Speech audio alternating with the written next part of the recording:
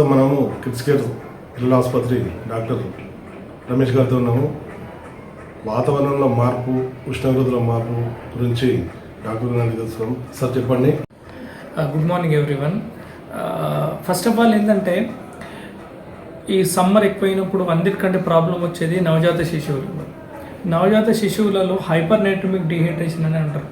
అంటే sodium levels పెరిగిపోయి పిల్లలలో మొత్తము ఫిట్స్ వచ్చే అవకాశాలు పెరిగిపోతుంది. సో మదర్ అనే ఎవరైతే మదర్ ఉంటారో తల్లి ఆమె ఫ్రీక్వెంట్గా నీళ్ళు ఎక్కువ తాగడము, ఆమె పానీయాలు ఎక్కువ తీసుకొని బేబీకి every second hourly third hourly feed ఇచ్చుకుంటూ సమ్మర్లో అంటే బయటికి వెళ్ళకుండా వీలైనంత ఎక్స్పోజ్ కాకుండా ఉండడం ఒకటి.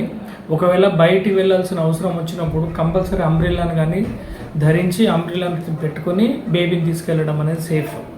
సో ఇలా చేస్తే మనకు నవజాత శిశువులలో ఈ డీహైడ్రేషన్ వల్ల వచ్చే ఫిట్స్ని మనం ప్రివెంట్ చేయొచ్చు. ప్రయాణ సమయంలో ఎటువంటి జాగ్రత్తలు తీసుకోవాలి?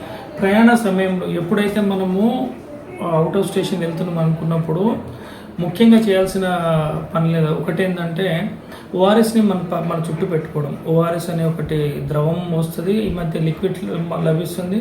దానికంటే బెటర్ శాచెట్ తీసుకోవాలి. ఒక 200 mlకి ఒక శాచెట్ కలుపుకొని ఫ్రీక్వెంట్గా ఫీడ్ చేసుకుంటా అంటే పిల్లలు ఇచ్చుకుంటూ పోతూ ఉంటే ఈ సమ్మర్ వల్ల సన్ స్ట్రోక్ తలగకుండా ఉంటుంది. ఈవెన్ ఒకవేళ తగినప్పటికీ కూడా ఈ సోడియం పొటాషియం బ్యాలెన్స్ అనేది ఎలక్ట్రోలైట్స్లో ఉంటుంది కాబట్టి దానివల్ల ప్రాబ్లం రాదు. సరే మనం మన ఎలక్ట్రోలైట్స్ తీసుకున్నప్పుడు కనీసం మేము కొబ్బరి బొండం నీళ్ళు కానీ లేకపోతే మజ్జిగ కానీ ఇవి అంటే ఏవైతే ఈజీ అవైలబుల్ థింగ్స్ ఉన్నాయో ఇవి తీసుకోవచ్చు.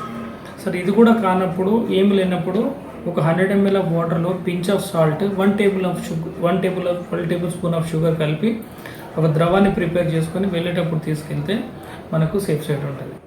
ఎండాకాలంలో కూడా న్యూమోనియా పిల్లలకు వస్తుంది, దానికి ప్రధాన కారణం ఏంటి? ఎప్పుడైతే ఎనీ కైండ్ ఆఫ్ డిసీజ్ ఏదైనా రోగం కావచ్చు, వాతావరణం చేంజెస్ వచ్చినప్పుడు వాతావరణం ఎప్పుడైనా చేంజ్ అయినప్పుడు కొన్నిసార్లు ఈ సమ్మర్లో మార్నింగ్ పూట వేడిగా ఉండి ఈవినింగ్ చల్లగా అవుతూ ఉంటుంది. ఈ రెండు వల్ల ఏమో వాతావరణంలో మార్పులు రావడం వల్ల బాడీలో టెంపరేచర్ మార్పులు రావడం వల్ల వైరస్ అటాక్ పెరుగుతుంది. దీనివల్ల న్యూమోనియాస్ అనేటివి ఎండాకాలంలో వస్తాయి. సో దానికి మనము ఎప్పుడైతే మనకు ఆ సమ్మర్లో వచ్చిన న్యూమోనియా ఒకవేళ వస్తే మీరు దగ్గరలో ఉన్న ఆసుపత్రిని సంప్రదించి తగు ట్రీట్మెంట్ తీసుకుంటే వాళ్ళు సెటిల్ అయిపోతారు. అది కావాల్సింది ఏముండదు. పిల్లల తల్లిదండ్రులు తెలియకుండా యాంటీబయాటిక్ ఉపయోగిస్తున్నారు, దీనికి మీరు ఏమంటారు? ప్రతిదానికి యాంటీబయాటికే పరిష్కారం అనుకుంటే అది ఎప్పటికీ కరెక్ట్ కాదు. ఫస్ట్ మనము రూట్ కాజ్ కనుక్కోవాలి. అంటే జ్వరం వస్తుంటే జ్వరం మందులు వేయడము, డీహైడ్రేషన్ని ప్రివెంట్ చేయడము, ఇవి చేసిన తర్వాత 2 to 3 days ఆఫ్ మనము పారాసిటమాల్ లాంటివి వేసిన తర్వాత తగ్గనప్పుడు డాక్టర్ దగ్గరికి వెళ్తే వాళ్ళు ఒక సిబిపి సిఆర్పి అని ఒక చిన్న 2 టెస్టులు చేసి దాంట్లో మన డబ్ల్యూబీసీ కౌంట్ని సిఆర్పి లెవెల్స్ని అసెస్ చేసి వెదర్ యాంటీబయాటిక్ అనేది ఏది అప్రోప్రియేట్ తెలుస్తుంది. ప్రతి దానికి ఒకటే యాంటీబయాటిక్ వేసుకుంటూ పోవడం అనేది మూర్ఖత్వం. అంటే యాంటీబయాటిక్ అనేది at has to be decided by the concern pediatrician. పిల్లల డాక్టర్ మాత్రమే దాన్ని డిసైడ్ చేసి చెప్పగలుగుతారు ఏ యాంటీబయాటిక్ ఇద్దామని. ప్రతిదానికి ఒకటే యాంటీబయాటిక్ మాత్రం ఉండదు. మీరు తల్లిదండ్రులకు ఇచ్చే ప్రధాన సూచన ఏంటి? తల్లిదండ్రులకు ఇచ్చేది ఏంటంటే సమ్మర్లో ఇప్పుడు మెయిన్ సమ్మర్లో బయట పిల్లలు ఆడుకుంటారు కాబట్టి అంటే చిన్నపిల్లలు మీతోనే ఉంటారు కాబట్టి కొద్దిగా 8 years 9 years to 12 years బయట క్రికెట్ ఆడుకోవడానికి, వాలీబాల్ ఆడుకోవడానికి, బాస్కెట్బాల్ ఆడడానికి, ఫుట్బాల్ ఆడడానికి వెళ్తారు కాబట్టి దయచేసి వాటర్ బాటిల్ పంపండి. చెప్పండి నువ్వు ఆడుకోరా బాబు, కాకపోతే కంపల్సరీ వాటర్ తాగుతుందని చెప్పడం.